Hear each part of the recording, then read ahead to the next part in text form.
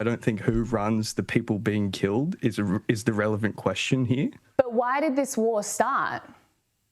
Why do you think it started? Because on October 7, thousands of Hamas terrorists started on October and 7? Do you think the genocide of raided... Palestinians... We got a question, Dodger. We do. He's right there. Question, Dodger. Right there.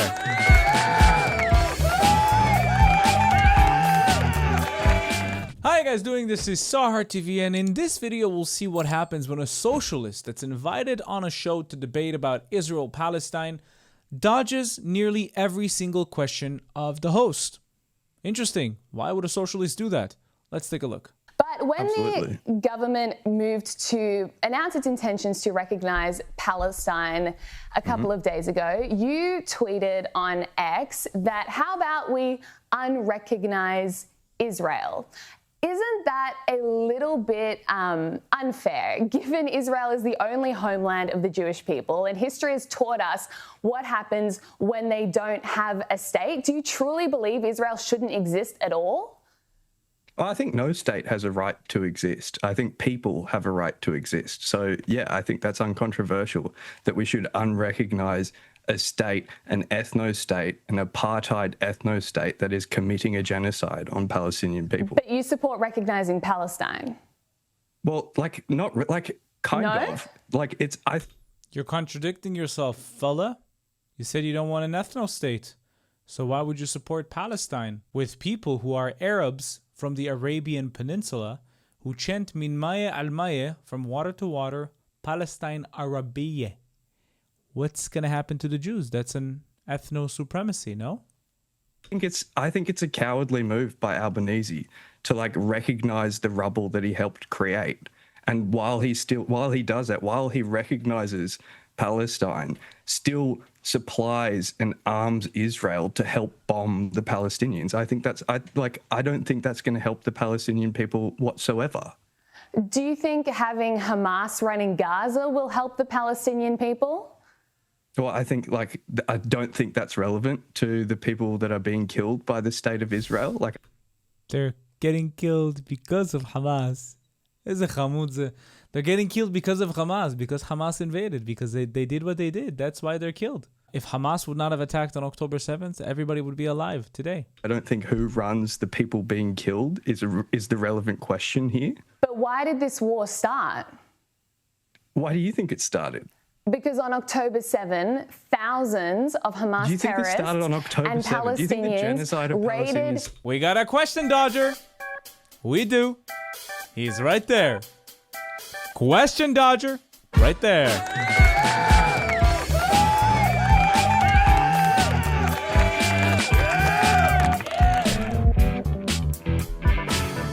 Here's a question, Dodger. He's a question, Dodger.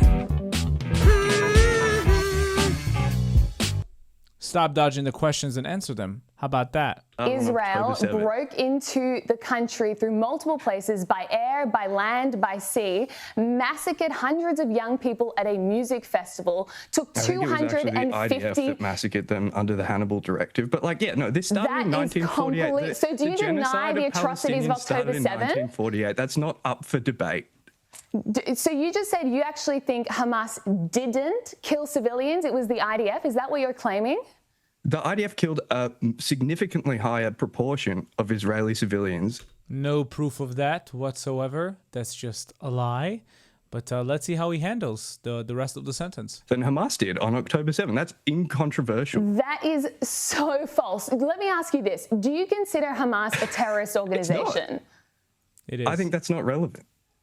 How is that not relevant? That is the fundamental point. As long as you have a terrorist organization controlling Gaza, they will wage endless wars against Israel, massacring civilians. They have said they will commit October 7 as many times as is required to annihilate the state of Israel and, by extension, the Jewish people. If you can't see that that is the definition of terrorism and the biggest barrier in the path to peace in the Middle East, then I don't know what planet you're living on. All right.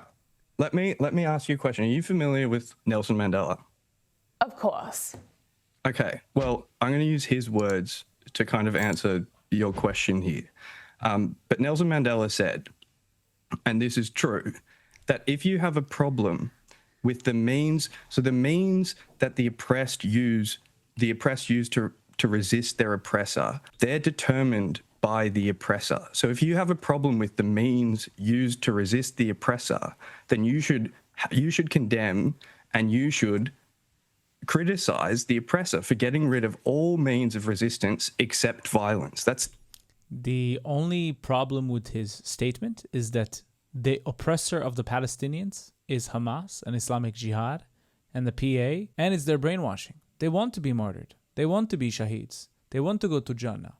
It's a part of their movement. It's a part of their cause, a part of their ideology. So no, Israel is not the oppressor whatsoever. The only means that the Palestinians have to resist their genocidal oppressors. And if you have a problem with that, then your condemnation should lie with the oppressor.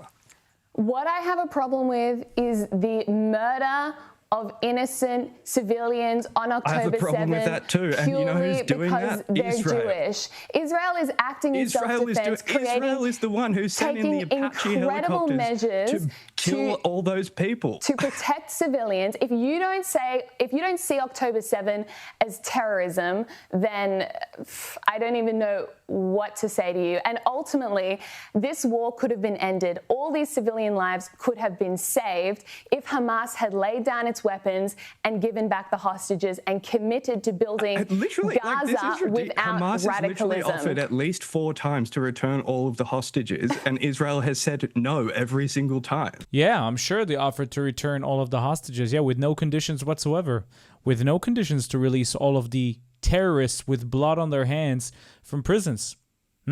Remaining in power in Gaza, that's another condition. How can we allow the terrorists to remain in power in Gaza if they claim they want to do October 7th every single year? How can we do that? That is plainly false. This is Hamas is counterfactual. I don't know where you're getting this from. Look, thank you so much, Jordan. We're out of time now. Thank you for coming on this show. We really appreciate your time. Have a good evening.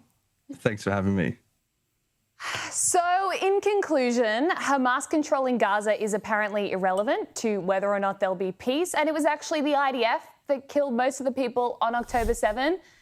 Insane. But look, even though I thoroughly, vehemently disagree with everything Jordan just said, I appreciate that he was willing to come on, and that's what this is all about. Let's have the debate. Oh wow, Jordan, you're delusional. That's why the IDF sent the Apache helicopter. It's so interesting to me to see people criticizing the IDF in a chaotic environment with 3,000 terrorists invading your borders and doing horrific things, dressed like civilians. How would you have conducted this? It's a chaotic area. You have to save your civilians. You have to prevent them from invading. How do you do it? All of a sudden, every individual turns into a military expert. What would you have done in this situation instead of Israel? What would you have done to prevent the terrorists from invading? What would you have done to prevent the terrorists from taking people hostage when they're dressed like civilians? When they kill soldiers and take their uniforms, what would you have done? And by the way, there's no credible source claiming that the IDF killed more civilians than Hamas on October 7th. It's absolute BS because the videos that Hamas themselves uploaded on social media and on Telegram prove otherwise. Please check out hamas-massacre.net and you'll see all the footage you need to see to come up with your own conclusion. This guy is crazy.